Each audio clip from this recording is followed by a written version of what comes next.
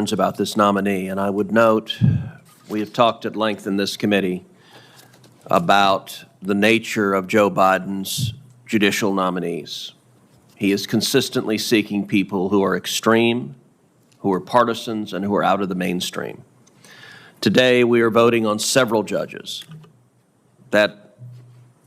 whose records, quite frankly, are extraordinary. And it is consistently disappointing that no matter what a judge has done, a judicial nominee has done, no matter how extreme their record, the Democrats on this committee will vote in favor of those nominees. Mr. Mangi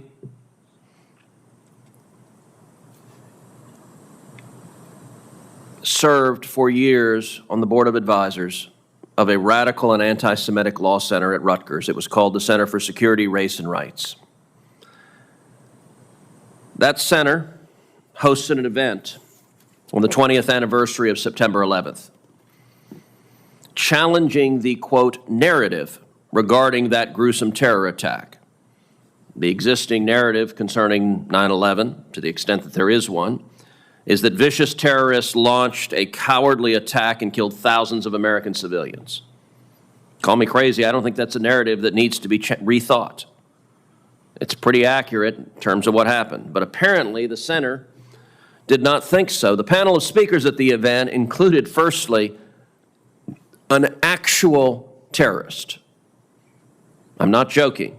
Sami al-Arian, who in 2006 was convicted of conspiracy to contribute services or benefits to a terrorist organization, Palestinian Islamic Jihad, spoke on this 9/11 panel. The panel also featured Hatem Bazian, who explicitly called for intifada in the United States. That's not rumor or innuendo, it's on video, and it's undisputed. Is that a mainstream position? Apparently Senate Democrats think it is. To have another October 7th here in the United States. Are my Democratic colleagues okay with this? Or do they simply believe the press will not report anything, no matter how extreme these nominees are, so they can be safe? This event also featured Professor Rabab Abdul-Hadi, who had hosted her own events in San Francisco, ones that platformed and featured an actual terrorist and plane hijacker, Leila Khaled. Mr. Mangi, who was on the advisory board of this center while all of this was transpiring. Now, if this were just a single isolated event, maybe it would be a different story. But instead, the opposite is true. This sort of radical political programming was at the very core of this organization Mr. Mangi was involved in. In May of 2021, the center held an event called, quote, the 100 Years War on Palestine Teach-In. A Jewish news syndicate opinion piece entitled, quote, Hamas apologists slander Israel at Rutgers Teach-In, described the event as, quote, terrorist whitewashing webinar. Among other things, speakers at the event explained that, quote, Israel has succeeded in painting Palestinian resistance as terror. Understand the Democrat senators on this committee are perfectly fine with that. They don't have a problem with that at all because they're getting ready to vote for a judge who served on the advisory board and saw event after event after event and didn't see anything he disagreed with because he kept serving there. On September 2022, the center held another event entitled, quote, Consistent Partiality, U.S. Foreign Policy on Palestine, Israel. One of the speakers, Peter Beinart, stated, quote, there's a deep identification among many conservative white American Christians with Israel. And it partly comes from the fact that Israel, like the United States, is a settler colonial state. The Democrats on this committee agree with that? Apparently they're willing to vote for judges that do. On May 29th, 2021, the director of the center, Professor Sahar Aziz, signed a letter which was posted on the center's website, which read, quote, a ceasefire does not end the colonial conditions of structural violence and inequality that Palestinians live under.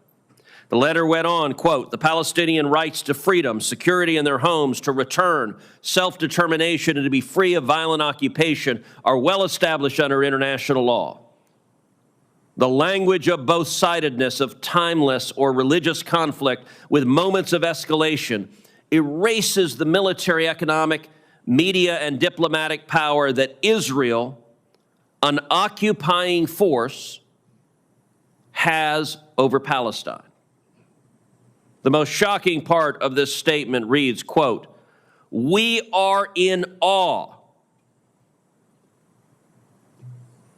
of the Palestinian struggle to resist violent occupation, removal, and erasure, and the expansion of Israeli settler colonialism." Well, after October 7th, are Senate Democrats in awe of that? We'll find out with their vote in a moment. I asked Mr. Angie, did he agree with these statements? Specifically, did he agree or disagree with Professor Aziz? And I have to say his answer was reminiscent of Sergeant Schultz in Hogan's Heroes. I know nothing. Who's she again? I asked him, did he agree with Professor Aziz's statement, whether Israel was an occupying force in Palestine? And he refused to answer. He said, it was too complex. Let that sink in for a minute. I have to say, I kind of wondered if he was auditioning to be president of Harvard. He just needs context to know whether the Hamas terrorist or the IDF are more problematic. He had the opportunity to denounce this event, to denounce these statements, to denounce this center, and he didn't do it. He just said, no, I don't know anything about it. I don't know anything about it. No, too complex. I have no idea. I have no views at all.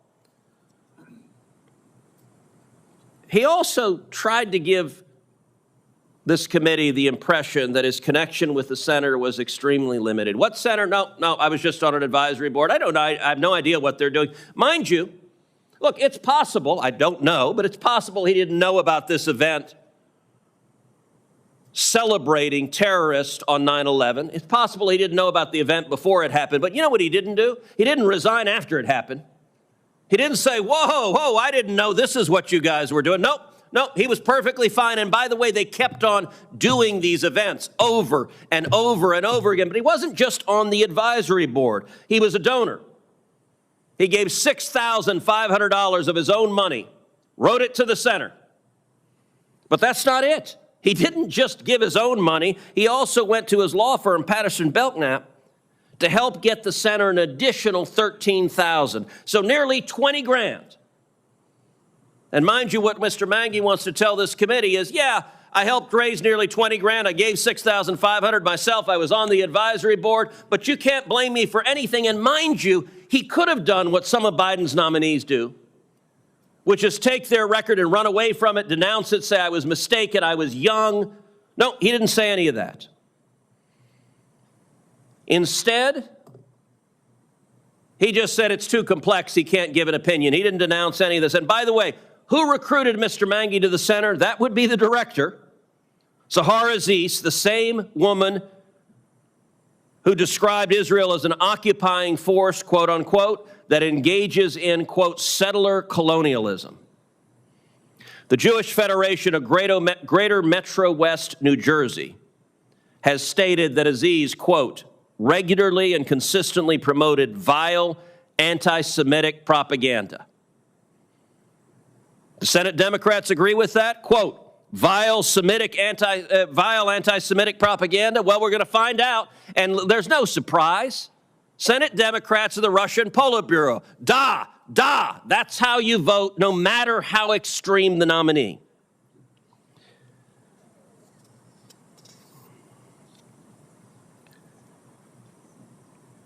I understand when your party's in power, it's expected that you vote for most of your president's judicial nominees.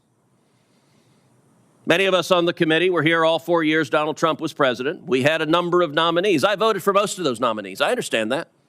I'm not expecting Democrats to suddenly start voting against a ton of Democrat nominees. But Joe Biden and this White House are seeking out radicals.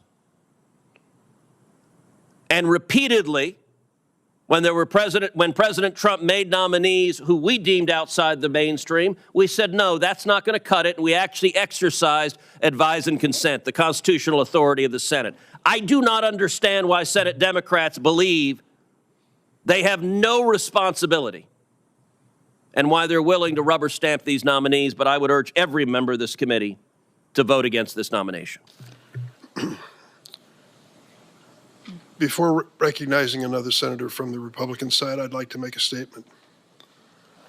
It's been my honor to be on this committee for more than 2 decades.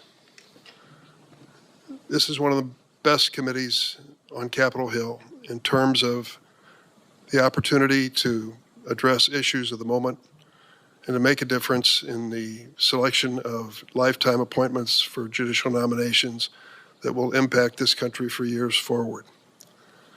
I've sat through hundreds and hundreds of these nominations. Under President Biden, it's been close to 200 already. And in the past, like numbers in previous years. I will tell you what happened in this committee, the Senate Judiciary Committee, on December the 13th, 2023, to this nominee is a new low in this committee. A new low. What is it about Adil Mangi that attracts such criticism? We know what the starting point is. He would be the first Muslim American to be appointed to serve on the circuit bench.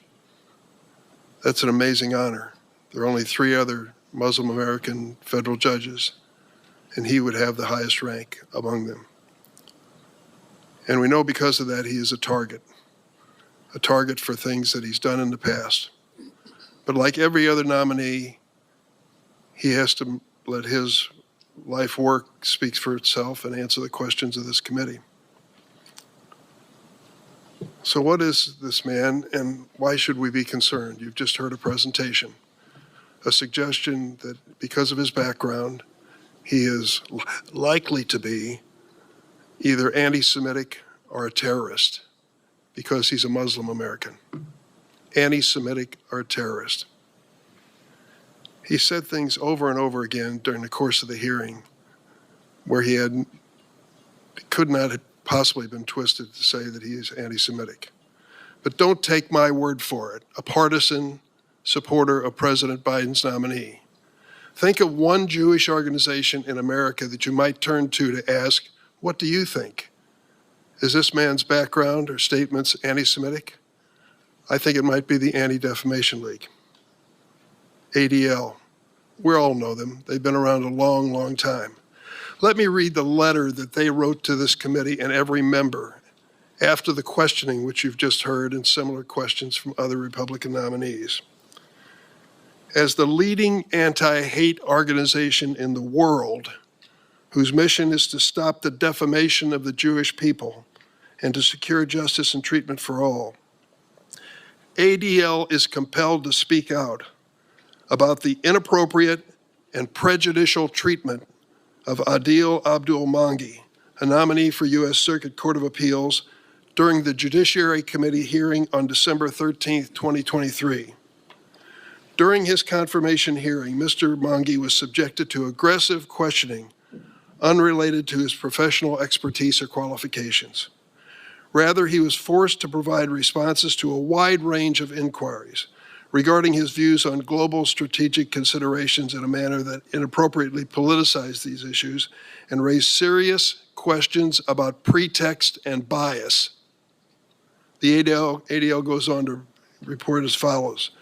Just as associating Jewish Americans with certain views or beliefs regarding Israeli government actions would be deemed anti-Semitic, berating the first American Muslim federal appellate judicial nominee with endless questions that appear to have been motivated by bias toward his religions is profoundly wrong.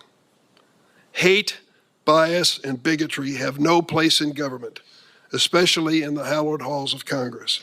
When nominees approach a congressional hearing, their religion, heritage, race, gender, or any other protected identity characteristic should not be the subject for political fodder. This was an attempt to create controversy where it does not exist, the ADL writes, ADL urges leaders to refrain from fueling discrimination and hate and urges the Senate to offer Mr. Mangi a fair vote based on his qualifications and fitness. That wasn't the only Jewish organization. Scores of Jewish organizations have written to us complaining about the way he was treated and supporting his nominations. And here's what the American Jewish Committee said. Mr. Mangi, who will be the first American Muslim to serve in this role, affirmed his belief in Israel's right to exist, his abhorrence of terrorism and any justifications for it, and outright rejection of anti-Semitism from the American Jewish Committee. Let me also report, if I can, that at the end of his questioning by Senator Cruz, I asked Mr. Mangi if he would want to give a complete answer. Here is what he said about the incident involved, the event that has been highlighted over and over again. I'll answer your question very directly, Senator Cruz. I will condemn without equivocation any terrorism, any terrorist, or any act of terrorism, or any defense of any act of terrorism. And this event, I don't know this event, Mr. Mangi said. I don't know anything about this event or who these people are. I've never heard of them. If someone on there is a terrorist, I condemn them. He said that under oath unequivocally. Did you hear that in the response by Senator Cruz? You did not, I'm sure. And so it comes down to the bottom line. Do we have the courage to stand up and say this was wrong, the way this man's been treated? Do we have the courage to say that assuming that everyone of a Muslim faith in America is a suspect terrorist or anti-Semitic? I hope we do. Senator Lee? Mr. Chairman, I deserve a right to respond to that. Well, you'll decide that, but I'll decide Senator Well, Lee's you've right. impugned my character, and you made an accusation I read that was a ADL vicious lie. I'm going to quote from you what you said about me. You said that I had just asked a question, and here is a quote from you, Mr. Chairman, quote, that I had said, he is likely to be anti-Semitic or a terrorist because he is Muslim. Now, you have just impugned my character by making a false accusation, and I will say it is disgraceful. Did you respond to any of the substance of what I said? No. You just attacked me and called me a bigot, and you responded by stating deliberate falsehoods. You said he would be the first Muslim. Well, you know what? I understand. Excuse me. I have a right to defend myself when you impugn my character in a way that is a new low for this committee. You did not dispute any of the facts I said about the organization, that he was an advisor of, he was a donor of, he raised money for. Instead, you said he'd be the first Muslim on the federal court. Well, no, that actually is not correct. And in fact, Mr. Chairman, in fact, judge. So the Democrats don't want to defend the substance, so now they're screaming Islamophobia. And I understand playing the race card when anyone disagrees with the Democrats, they scream racist. I stand by the ADL letter. But Senator Lee, no, I'm going to defend myself because under the Senate rules, you have impugned my character in a way that is blatantly false. And let's just respond with facts, with substance rather than invective. Just recently, Zahid Qureshi was nominated by President Biden, was confirmed by the Senate. Like Mangi, Qureshi is a Pakistani American. He's a Muslim. And he was nominated to serve the people of New Jersey. However, unlike Mangi, he doesn't have association with a radical anti-Semitic group. He doesn't have association with whitewashing terrorism. Rather, Qureshi served in the Army. He was deployed twice to Iraq. He worked for the Immigration and Customs Enforcement, and he served as a federal prosecutor. And he received 83 votes in the United States Senate for confirmation, the second most under Joe Biden, second only to a nominee from Texas, whom John Cornyn and I recommended. And so it is not the fact that Mr. Mangi is a Muslim that is his problem. It is the fact that his record is extreme. And by the way, if you want to look to Jewish organizations, the Zionist Organization of America has submitted a letter to this committee opposing the nomination. The Coalition for Jewish Values has submitted a letter to this committee opposing the nomination. Stop Anti-Semitism, a nonpartisan organization, has voiced their concerns with Mr. Mangi's affiliation. I want to introduce into the record, I ask unanimous consent to introduce into a record an article from the New York Post entitled, Biden Judicial Nominee Draws Scrutiny Over Ties to Controversial 9/11 Memorial Event. I responded with substance and fact, and you responded with insults and invective that ignored the substance that Mr. Mangi deliberately associated with a consistently anti-Semitic organization, and yet Democrats are perfectly happy for him to be a federal judge? I stand by the statement that I read into the record from ADL, and I also stand by My quote from you was not from ADL. I stand by the record that I read it into the record, the statement from ADL, and I also stand by what was said under oath by Mr. Monge after you finished trying to associate him with this organization, that he had no connection with it. Did you just say he had no connection with this organization? Is that seriously what you said in this hearing? He was on the board of advisors, he was a donor and raised money for him, and you just said he has no connection with him? See, you twist this situation. Mr. Chairman, you just said he has no connection with this organization. Is that your view and the view of Senate Democrats? Read his statement to you. Is that your view, that he had no connection with this organization? Senator Lee. Okay, you're refusing to answer because it's obviously indefensible and false. Senator Lee.